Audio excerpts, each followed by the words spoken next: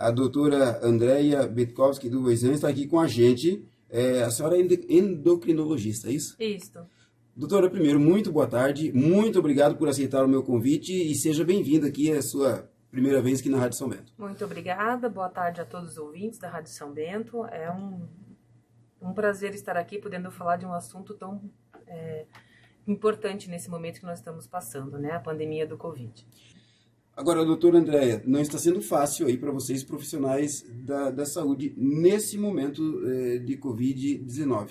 Antes da gente falarmos propriamente sobre a situação técnica, o que mais aborrece vocês nesse momento? Bom, eu particularmente não estou na linha de frente atendendo o paciente Covid, eu estou na linha, digamos, secundária atendendo os pacientes que entram no nosso monitoramento do Covid, que a gente já vai falar mais tarde sobre isso. Mas o que eu ouço de relatos de colegas, não só daqui de São Bento, mas de outras cidades, é que os médicos estão ficando cansados de tentarem salvar a vida dos pacientes e quando estão nos seus tempos livres, vem um monte de aglomerações em bares, em restaurantes, ou descobrem alguma festa clandestina.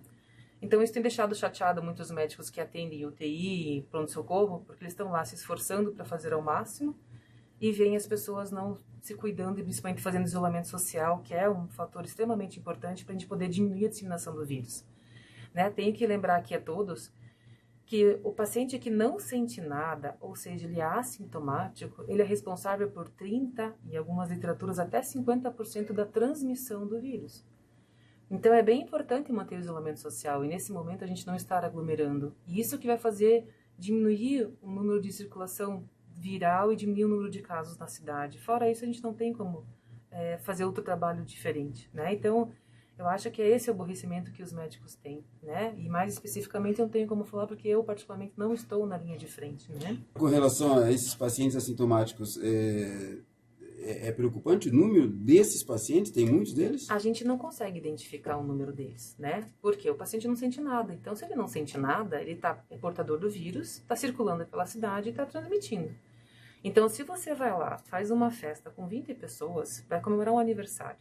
E agora eu não aconselho, não é momento de você reunir 20 pessoas. Se você tem o vírus e não sabe, você pode transmitir para aquelas pessoas que estão do seu lado. E o problema não é você que não está sentindo nada, o problema é que se a pessoa que está do seu lado é uma pessoa idosa, é uma pessoa que tem algum problema de saúde e ela vai evoluir de forma grave, ela está colocando em risco até mesmo alguém da sua própria família. Então esse que é o problema das pessoas assintomáticas.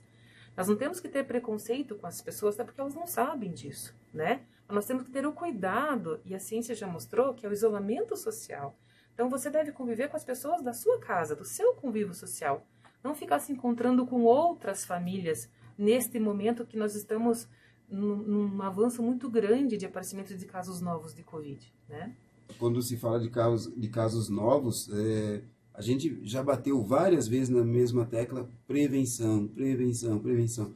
E muitas pessoas, e nós temos aqueles que não acreditam, mas ficam em silêncio, e temos aqueles que saem, inclusive, espalhando que não acreditam, que isso é uma farsa e que isso é para desestabilizar governos ou é para desestabilizar o país, ou uma briga política. Então tem várias situações assim, insanas até, né, de algumas pessoas que acabam se manifestando. Mas eu pergunto para a senhora, objetivamente, assim, para as pessoas que estão em casa saber, eu quero realmente prevenir. Nós já falamos da máscara, já falamos da higienização. Tem mais alguma forma de como prevenir o Covid? Prevenção do Covid é somente com o uso de máscara facial, e o uso da máscara facial tem que ser feita de forma correta. Não adianta eu usar a máscara e ficar tirando a máscara toda hora com a mão. Pego nas coisas, ainda se acredita, né? A ciência não descartou isso, que se pode passar por objetos. Então, se eu pego em alguma coisa, né, que outras pessoas pegaram, alguém estava contaminado, e eu peguei essa mão e coloquei na minha máscara, coloquei no meu rosto, eu posso também acabar me contaminando. Então, o uso da máscara é sempre eu não encostar na parte da frente da máscara. Quando eu vou retirá-la, passar álcool gel na mão, tirar pela alça lateral e novamente passo álcool gel na mão para poder colocar uma nova máscara, né? Desta forma que eu uso o correto da máscara e desta forma que a gente vai estar se protegendo. Lembrem que a gente pega via nasal, respirando o ar, né, próximo de nós que possa estar contaminado. Ou se a gente encostou próximo da mucosa, né, que seria a boca ou o nariz, a gente também pode acabar se contaminando. Então, o uso da máscara é a sua maior proteção. Digamos que é o nosso escudo, né? Se nós estamos enfrentando uma guerra, essa é uma das maneiras que nós temos de escudo, realmente, de nos proteger. Segunda coisa é passar álcool gel nas mãos. Isso é fundamental. Saiu de casa, pegou em alguma coisa, passa álcool gel na mão, ou já tenha um potinho de álcool gel no próprio carro, entrou no carro, já passa álcool gel, passa no volante, numa maçaneta da porta onde o senhor encostou. Se acostume a, quando vai pegar as coisas, colocarem na traseira do carro, né, as coisas de fora de casa, não colocar para onde vocês vão sentar. E quando chegar em casa, também fazer toda a limpeza. Tudo que vem de fora, passar álcool 70, né? Isso é produto de supermercado, de qualquer lugar, né, que vocês forem, fazer a limpeza e a desinfecção de todos esses produtos para depois poder guardar dentro de casa. E a terceira coisa que eu acho importante é o isolamento social. O isolamento social, neste momento que nós estamos vivendo, é fundamental. Ontem foi noticiado que em Blumenau, os hospitais já estão começando a escolher paciente que vai ser internado, que tem maior chance de sobrevida. Isso, para nós médicos, é a coisa mais triste e mais aquela sensação de que você está preso, atado e não pode fazer nada pelo paciente. Isso é a pior frustração que o médico pode ter. Então, minha gente, eu peço para a comunidade, encarecidamente, que realmente se preocupe em fazer o isolamento social, conviver com a sua família e quando sair de casa, tomar o cuidado. Usar máscara facial, manter o distanciamento das outras pessoas. Quando vai ao mercado, procure ir nos horários que não tem tanta gente.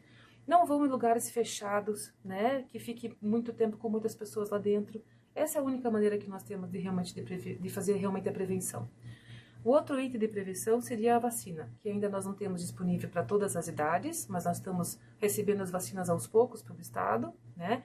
Nós não conseguimos comprar vacinas de forma particular, e a vacinação é em massa, então nós temos que atingir uma quantidade grande de pessoas vacinadas, para que realmente a gente diminua a circulação viral, e para que a gente possa realmente, os pacientes de alto risco, não desenvolverem a forma grave da doença.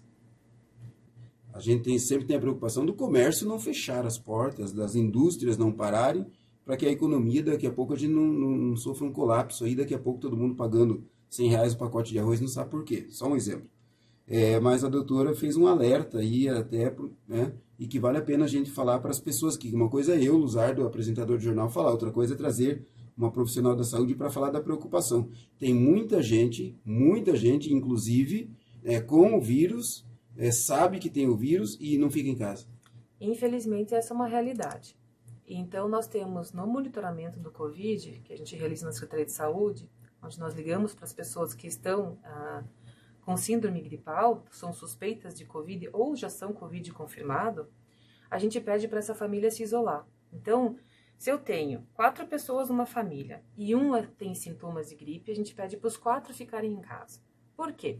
Porque um desses outros 3 podem ser aqueles portadores assintomáticos do Covid, né? E daí, se estiver indo trabalhar, também pode disseminar. E a pessoa que está sintomática também tem que estar em casa. São todos. Então, a gente, infelizmente, tem visto, sim, pessoas que são testadas positivas e estão caminhando por aí, indo ao mercado, indo na farmácia, indo visitar alguém, às vezes também. E isso está cometendo um crime, né? Está colocando em risco a comunidade, né? Porque é uma doença contagiosa. Então, a gente precisa ficar um alerta de que realmente, se você está sintomático, tem sintomas de gripe, fique em casa. São 10 dias que você vai ficar em casa. Passou os sintomas, ou teve, nas últimas 24 horas, não teve febre, não usou antitérmico, você está liberado para poder circular novamente na cidade. E 10 dias, gente, são 10 dias que você vai estar protegendo toda a sua comunidade e vai estar ajudando a diminuir a circulação viral. Isso que é o mais importante a gente termos na cabeça. Voltando na sua dissertação anterior, a senhora falou do hospital de Blumenau. Que lá os médicos vão ter que... mais ou menos como foi no começo do ano passado na Itália, lá por maio, junho. E, infelizmente, médicos diziam, nós infelizmente está nas nossas mãos escolher quem vive e quem morre. Teve até uma situação que envolveu um padre, que daí pediu, não, leva ele que eu espero. E o padre morreu. E o médico, assim, ele deu uma entrevista chorando, né, porque ele disse, não é para isso que eu fui, não foi para isso que eu estudei. Agora, isso acontece em Blumenau, não quer dizer que não vai acontecer aqui. Sim, Santa Catarina inteira está tendo números de casos extremamente altos, né? Eu não sei os últimos dados de ontem, mas semana passada, na lista de espera de enfermaria e de UTI eram 377 pacientes, né? Isso na semana passada. Agora a gente até imagina que os dados não tenham abaixado. em virtude de nós, já aqui em São Bento, temos visto um aumento grande de pessoas com síndrome gripal. Então, eu peço a todos que realmente tenham cautela nesse momento. Não é momento para a gente ficar saindo de casa e fazendo festa, é momento agora da gente se resguardar. É momento de sairmos de casa para ir no mercado, para ir na farmácia, né, alguma emergência que precise ser resolvida e realmente ir para o trabalho, né? Como o seu Luzardo falou, nós temos que continuar trabalhando, a economia tem que continuar gerando, mas nós temos que tomar cuidado, porque se realmente a gente entrarmos em colapso, aí provavelmente tenha que se pensar no lockdown, né? E digo pensar, porque não sei eu que defino isso e também não vou definir sozinha, né? Sim. Mas se precisa se pensar no assunto. Então, de forma alguma, acho que ninguém quer lockdown, né? A gente já vê algumas cidades próximas da gente já fazendo. Ponta Grossa hoje já definiu. A gente sabe que o Curitiba também já fez seu toque de recolher. Então, são situações onde a gente não está livre. Então, se a comunidade inteira se unir, denunciar aquele que não está fazendo isolamento social, a comunidade fizer o uso correto da máscara e do álcool gel e manter o distanciamento de outras pessoas, eu vejo, assim, boas possibilidades da gente conseguir passar o nosso hospital dando conta do recado, né? Mas, do contrário, aí não. Aí talvez a gente tenha que presenciar algumas situações bastante desagradáveis. Então não poderíamos dizer que é um absurdo que alguns prefeitos estão decretando. Está com Covid, saiu na rua, foi flagrado e multado. Sim, não é um absurdo. Porque o senhor está colocando em risco, quando a pessoa coloca em risco só a vida dela, é responsabilidade dela. Mas a partir do momento que o que ela tem, ela põe em risco a pessoa que está do lado, aí é responsabilidade social. A senhora está trabalhando lá no centro de atendimento aí ao Covid, da Secretaria Municipal de Saúde. A senhora que coordena os trabalhos lá, eu gostaria de saber como funciona exatamente esse centro. Tá, onde eu trabalho não é na linha de frente na Central Covid, eu trabalho no monitoramento central do Covid. Sim. Então, como é que funciona o atendimento do paciente ao Covid na Secretaria Municipal de Saúde? O paciente que está na rede SUS, né, ele pode procurar a Central do Covid na 1º de maio, lá no Colonial, se ele tiver alguns sintomas de síndrome gripal. Então, a gente orienta os pacientes a não procurar as unidades de saúde. Para quê? Para que as unidades de saúde básica e a estratégia da saúde da família possam atender as outras patologias, né? Porque não é só Covid que existe hoje em dia. A gente continua tendo paciente diabético, hipertenso, né? O paciente que pós-infartado, o paciente que teve uma fratura e precisa de um acompanhamento. Todos os outros casos precisam manter o seu acompanhamento, mas livre de contato de quem tem Covid, ok? Então, todo mundo foi encaminhado para o centro do Covid. Lá o paciente é avaliado pelo médico, então o médico tem autonomia para definir o tratamento que ele, né, preconiza. A instituição, a Secretaria de Saúde, não instituiu o tratamento precoce, que é tanto divulgado e tanto debatido na mídia, né? E eu não vou discutir esse assunto aqui, só vou colocar que o nosso protocolo a gente não instituiu, né? Então o médico avalia, né? E a gente sempre respeita também a autonomia do médico, né? Se o médico institui o tratamento precoce, nós não julgamos em virtude da autonomia do médico perante o Conselho Regional de Medicina, né? Como ele mesmo preconiza. Então, o paciente é atendido, ele é notificado para o monitoramento, daí cai no lugar onde eu trabalho. Então, no monitoramento do Covid, o paciente fica em isolamento por 10 dias, para quem está sintomático, e os contactantes, que são os familiares, ficam em isolamento por 14 dias. E por que essa diferença? Porque nós já sabemos que o paciente que tem sintomas, a partir do início do primeiro dia de sintomas, contando 10 dias, já passou a fase de transmissão viral. Agora, o contactante ou familiar que convive com o paciente que é suspeito ou já é positivo para a Covid, ele pode ser assintomático ou aparecer os sintomas depois desse período. Então, ele pode se contaminar 2 dias antes da contagem do início de sintomas de quem estava positivo, e a gente conta daí até completar 14 dias. Então, esses 14 dias é um tempo de segurança para que essa pessoa fique em casa e que, se ela foi contaminada e não sentia nada, não sair na sociedade disseminando o vírus para outras pessoas, tá? Isso tem gerado algumas discussões, mas a literatura nos coloca isso como correto. Então, eu vou repetir: sintomáticos 10 dias em casa e os contactantes que não sentem nada, 14, ok? Agora, esse monitoramento aí central do Covid, vocês tiveram alguns problemas também para contactar algumas pessoas, né? Tivemos, né?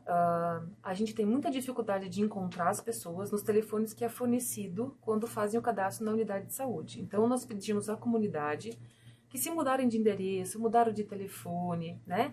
ou se tem mais de um telefone, ou tiver o telefone de algum familiar, ou de alguém que a gente possa deixar o recado e tentar entrar em contato com a pessoa, para nós acharmos a pessoa. Isso vai facilitar o nosso trabalho e também para nos auxiliar a monitorar esse paciente que está com sintomas, né? E por que o monitoramento é tão importante e nós temos que achar essas pessoas? Porque a partir do 5º dia do início dos sintomas até o 10º, é mais ou menos o período que a pessoa pode entrar para o período de fase 2, que a gente chama da doença, e pode complicar, onde vai cair a saturação de oxigênio dessa pessoa, ela vai ter mais cansaço e mais dificuldade para respirar, e é onde a gente tem que ter uma reavaliação médica para ver se só com medicação é o suficiente para esse paciente se recuperar, ou ele precisa ser internado, né? Tem até situações aí de divórcio, né, que não foi atualizado o telefone, daí liga um dos dois até, não, nem mora mais comigo, já nos divorciamos, não é comigo. E acaba atrapalhando também. É uma coisa assim, parece absurda, mas aconteceu também. Sim, né? infelizmente. Então a gente pede que quem for fazer o seu cadastro, que deixe telefones que sejam, né, adequados e atualizem. A gente só pede para atualizar os cadastros e façam isso com certa frequência. Se eu me permitir falar sobre um assunto, eu queria falar sobre um detalhe que é bastante importante. Agora, eu acabei de falar sobre a possibilidade de complicação do Covid, né? Que acontece do 5º ao 10º dia em média, com a nova cepa que está vindo por aí, e que a gente acredita que seja o motivo agora dessa nova pico que nós estamos tendo aqui em Santa Catarina, mas até que se soubesse, do 5º ao 9º dia a gente pode acontecer a hipoxemia silenciosa. E o que é esse nome complicado? É quando a saturação de oxigênio cai, quando a pessoa não consegue mais fazer a troca de oxigênio no pulmão e ela começa a ficar muito cansada. Então, nem sempre o paciente que vai estar com Covid e piorou, ele vai estar com a respiração ofegante. Muitas vezes ele só está mais cansado, está dormindo demais. E nesse momento é importantíssimo usar o oxímetro de pulso. É aquele aparelhinho que a gente põe no dedo quando vai ser atendido e eles veem a saturação. E o ideal é que esteja acima de 95, né? Então, esse detalhe é importante. O oxímetro, se a comunidade puder cada um ter o seu, seria muito interessante, principalmente quem tiver com sintomas e tiver pessoas com alto risco. É vendido em farmácia? É vendido em farmácia normalmente, tá? Pela internet também. Só cuidem com os falsificadores da internet, na venda. Tenham cautela com isso, mas as farmácias da nossa região vendem. Se eu for buscar na farmácia, eu vou pedir... Oxímetro de pulso. Oxímetro de pulso. E ele custa na faixa de quanto até quanto mais ou menos? Infelizmente ele é caro, em torno de uns R$200. A senhora tem alguns detalhes importantes que a senhora gostaria de colocar ainda, né, doutora? Sim, gostaria de falar um pouco sobre os exames do Covid, né? Eu acho importante todo mundo entender que cada exame do Covid, ele tem um tempo do início de sintomas que a gente pode estar utilizando eles. Para quê? Para que esse exame seja mais sensível na detecção da carga viral. Então, por exemplo, os exames que nós temos disponível na Secretaria Municipal de Saúde é o RT-PCR, que é realizado no Centro de Vigilância em Saúde e no Laboratório Municipal e é agendado pelo pessoal do Centro do Covid, tá? Ou por nós no monitoramento, quando o paciente entra no monitoramento e não foi agendado o exame. E então, assim, não dá para eu ter sintomas gripais hoje e fazer o exame amanhã. Por quê? Por exemplo, esse RT-PCR, que é o exame que vai detectar a carga viral, o ideal é fazer entre o 3º e 7º dia de sintomas. E para ser mais fidedigno, a gente ainda pede para a pessoa agendar no 5º dia. Então, muitas vezes, o paciente foi atendido no centro Covid, a gente tenta calcular, pelo início dos sintomas, a data ideal para ele fazer o exame, para o exame ser mais fidedigno no seu resultado. E se ele não fecha a data, porque o paciente veio muito cedo ou muito depois, e eu não tenho o exame para agendar naquele momento, às vezes a gente não consegue fazer esse agendamento. Então, não é que a secretaria não quer fazer, que os médicos não querem fazer. É porque se eu não respeitar esse detalhe do quantos dias de sintomas eu tive, a resposta do exame pode vir negativa. E às vezes o paciente tem Covid e vai achar que não tem nada, né? E daí ele vai piorar e depois, às vezes, no internamento que vai descobrir que realmente era Covid. Então, para que o resultado seja mais fidedigno, a gente precisa respeitar. Outro exame que é feito é o teste do antígeno. E esse teste do RT-PCR é aquele que faz do cotonete. O do antígeno também é feito com cotonete. Só que o do antígeno, ele não faz o diagnóstico, mas pelo menos ele nos norteia, né? Ele tem um resultado bem rápido, esse do antígeno, em 5 minutos a 2 horas, dependendo do kit, né, que é utilizado para fazer o teste. E do RT-PCR que eu falei anteriormente, hoje pelo LACEN, pelo Laboratório do Estado, está levando de 5 a 6 dias o resultado, né? Então, por isso que o paciente com síndrome gripal, que já fez o exame, está demorando o exame para vir, ele mantém-se em casa, ele não sai. E o terceiro exame que nós temos na nossa região é o dos anticorpos, que é aquele teste rápido que é feito nas farmácias. Esse teste rápido feito do anticorpo, ele não pode ser feito num tempo menor do que 14 dias, porque o corpo demora de 7 a 10 dias para começar a fazer a produção de anticorpo, e daí esse exame só vai servir para a gente saber se o paciente teve contato ou não com o vírus. Não vai definir nada a nossa conduta médica na doença aguda, no momento que o paciente está sentindo os sintomas, né? Então, na fase aguda, o ideal é o RT-PCR e o teste do antígeno, que é feito pelo do cotonete, tá? Um detalhe que eu queria comentar aqui, de agora de cunho administrativo, a gente tem conseguido fazer o agendamento de muitos pacientes no CVS e no laboratório municipal. Mas nós temos também muitas pessoas que não estão comparecendo a fazer os exames.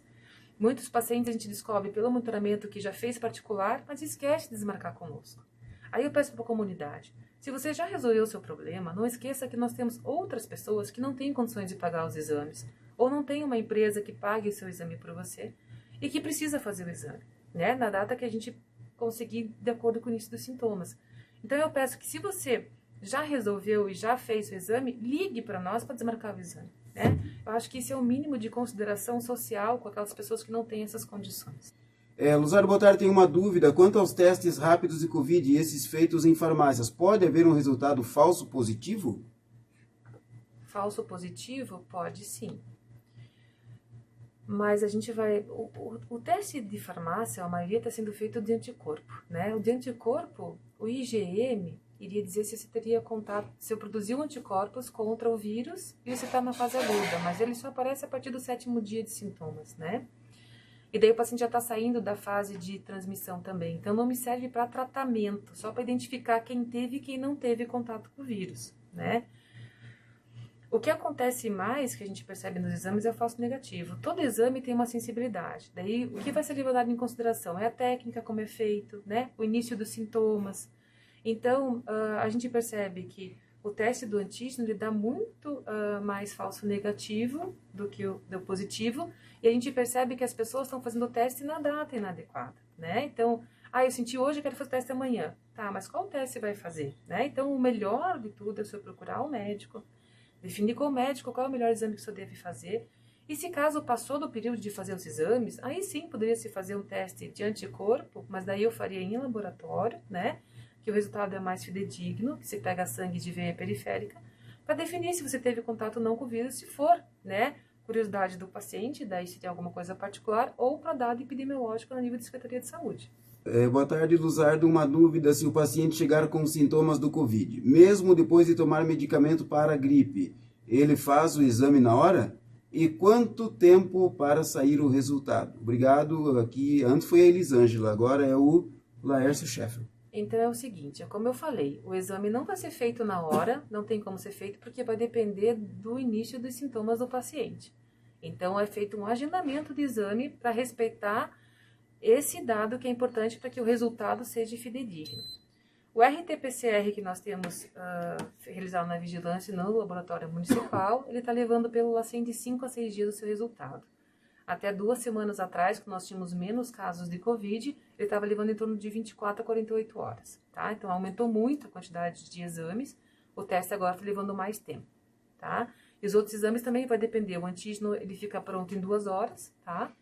E o teste de rápido fica pronto na hora. Mas o teste rápido é só para a gente detectar depois que já passaram todos os sintomas, se o paciente teve contato ou não com o Covid.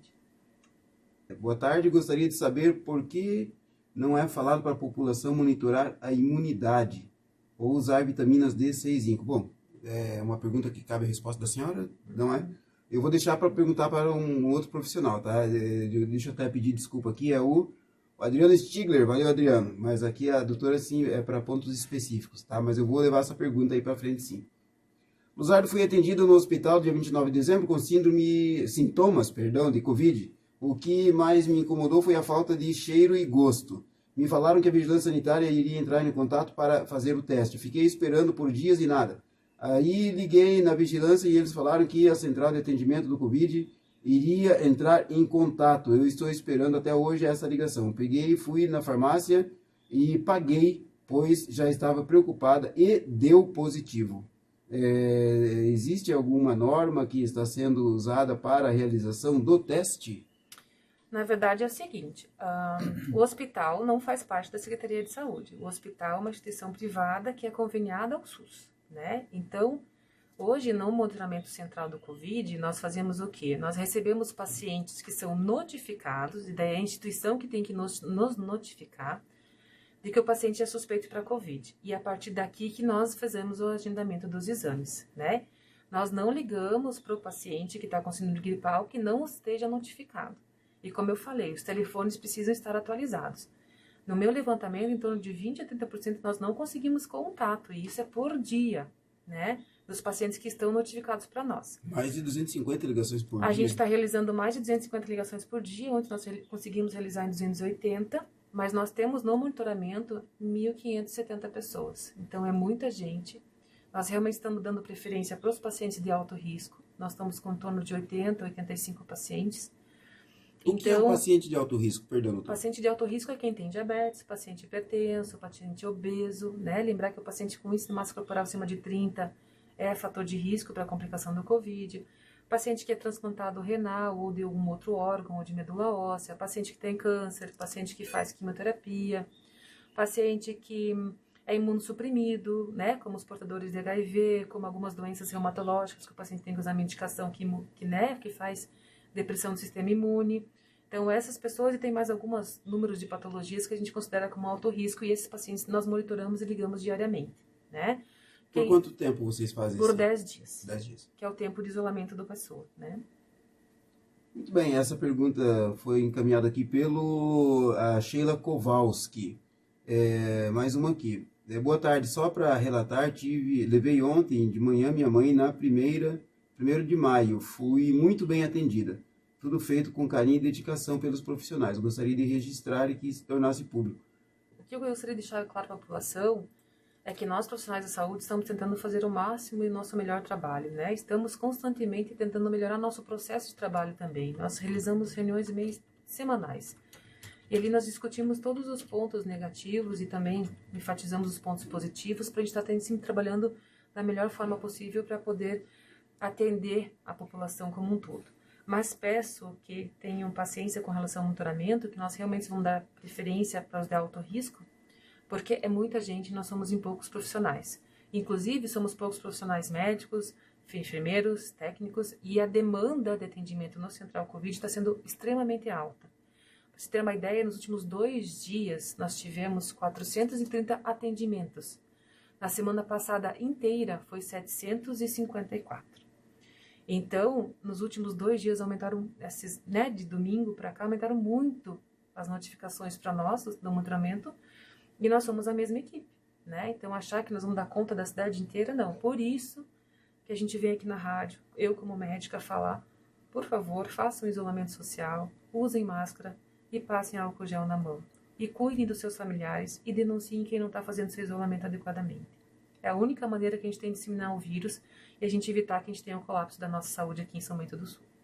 Se eu estiver com Covid, hipoteticamente, o que eu posso fazer em casa para me cuidar? Quais os cuidados, alimentos, o que eu posso ingerir? E o que eles fazem no hospital que eu posso fazer em casa para evitar o internamento e desobstruir um pouquinho lá o corredor do hospital? Bom, primeira coisa, a gente não aconselha o paciente a ficar em casa. Se está com síndrome gripal, vá procurar um médico. Se você tem plano de saúde, você vai no seu plano de saúde ou no seu médico habitual. Mas se você é do SUS, você vai no centro do Covid. Lá você vai ser notificado para nós vamos poder te ajudar e monitorar você, né? Com relação, porque o monitoramento é extremamente importante, como eu falei, né? Para a gente tentar pegar o dia quando você pode vir a piorar. E só lembrando que não é todo mundo que vai piorar, né, do Covid. 80% das pessoas evoluem bem, tem só sintomas leves, como se fosse uma gripe comum. E somente 20 pessoas que vão precisar de auxílio de oxigênio no hospital e 5% que vão precisar de UTI. Então, nós temos que sempre pensar de forma positiva que se nós pegarmos Covid, nós vamos evoluir de forma bem, né? Vamos torcer que a nossa genética seja o suficiente para que a gente tenha uma boa evolução. Com relação à alimentação que você perguntou, o que a gente percebe é que o paciente que pega Covid, ele não tem vontade de comer. Só que a gente sabe que o paciente não pode ficar sem comer, né? Então, conversando com um grupo de pessoas que já pegaram, que eu conheço, eu percebo que o que as pessoas conseguem comer? Ovo, né? Comidas não muito gordurosas, um franguinho grelhadinho, ou fazer uma canja, ou a senhora comer fruta, legumes, né? São tudo alimentos que não causam enjoo, que a pessoa consegue comer e vai estar alimentada e tem vitaminas dentro, né? Teve uma outra pergunta falando sobre as vitaminas. Então é o seguinte, a vitamina D, a vitamina C e o zinco, eu não vou entrar aqui em controvérsias da literatura médica. Vou falar de uma forma geral, não especificamente para o Covid. As vitaminas estão nos alimentos. Se vocês têm uma alimentação regrada, rica em legumes, fruta, folhas verdes escuras, come grãos integrais, come carne magra e come as gorduras boas, que é azeite de oliva, que é abacate, que são as castanhas, né, as amêndoas, as oleaginosas, você vai estar comendo de tudo um pouquinho que o teu organismo precisa. Teoricamente, não precisa repor nada de vitamina. Agora sim, nossa região é uma região com baixa incidência solar, então nós temos percebido que muitos pacientes têm deficiência de vitamina D. E daí, em algumas situações, sim, nós precisamos repor. Mas primeiro você precisa fazer uma avaliação médica, conversar com o seu médico, e ele vai fazer uma dosagem dessas vitaminas e vai determinar qual a dosagem que você deve tomar. Mas não sair tomando vitaminas em doses altas, porque as vitaminas também são tóxicas, né? Quando tomadas de forma inadequada. Tem que lembrar a todos que a diferença, né? O que muda de um remédio para um veneno é a dose. Inclusive, vitamina D em altas doses pode fazer insuficiência renal. Então, nós temos que ter uma certa cautela aqui nesse momento, tá? E cuidar com as fake news que tem bastante nas mídias sociais. Em caso de contato com um membro da família que testou positivo e que mora na mesma residência, devo fazer o exame também, mesmo não tendo sintomas? Não, se você não tem sintomas, não deve fazer exame, não tem indicação. Até porque a gente não sabe quando que você pode ter o pico da replicação viral. E daí, se a gente não sabe o pico de replicação viral, que a gente mais ou menos tem uma ideia quando inicia com sintomas, você pode fazer o exame e dar um falso negativo. O que a gente aconselha é que você fique em casa, em isolamento junto com a sua família. Essa pessoa que está em casa positiva, ela tem que ficar isolada do restante da família. Se é uma casa que tem mais de um cômodo, separa um cômodo, um quarto para essa pessoa. Se tiver uma casa que tem mais de um banheiro, separa esse banheiro só para essa pessoa que está com Covid usar. Mas ninguém usa esses dois cômodos. Cada pessoa tem que ter a sua toalha, o seu talher, os seus produtos de higiene pessoais, né? Tudo separado. O banheiro dessa pessoa que está com Covid tem que ser limpo com hipoclorito, né? Com água sanitária mesmo. A diluição ela tem que ser mais alta, 25 ml para 1 litro de água. Então eu aconselho usar luvas, porque pode irritar as mãos, porque é muito agressivo, né? Esse produto. Passar daí álcool nas maçanetas, né? E tudo onde a pessoa possa ter encostado na casa, passar álcool e limpar, tá? E essa pessoa que está com Covid dentro de casa, se vai circular pela casa, ela deve usar máscara, para evitar essa disseminação do vírus pela casa e para que os seus contactantes, os seus familiares, ou não peguem, né? Existe a chance, ou se pegarem a carga viral seja tão baixa, eles possam ter a forma mais leve da doença. Tem alguma coisa mais que a senhora gostaria de colocar para a gente encerrar essa conversa aqui? Fiquei inteiramente à vontade. Não, hoje acho que falamos bastante, né? Sim. E eu só reforço, né? O uso da máscara facial, álcool gel nas mãos e isolamento social. E se tiver com síndrome de Pau, procure um médico. Não fique em casa e tenha a orientação inicial dada pelo médico e depois a Secretaria de Saúde vai providenciar o agendamento dos exames dentro das cotas que nós temos fornecidas pelo Estado. Foi um prazer falar com todos, espero que eu tenha sido claro o suficiente e tenha elucidado muitas dúvidas. Obrigada a todos os ouvintes da Rádio São Bento.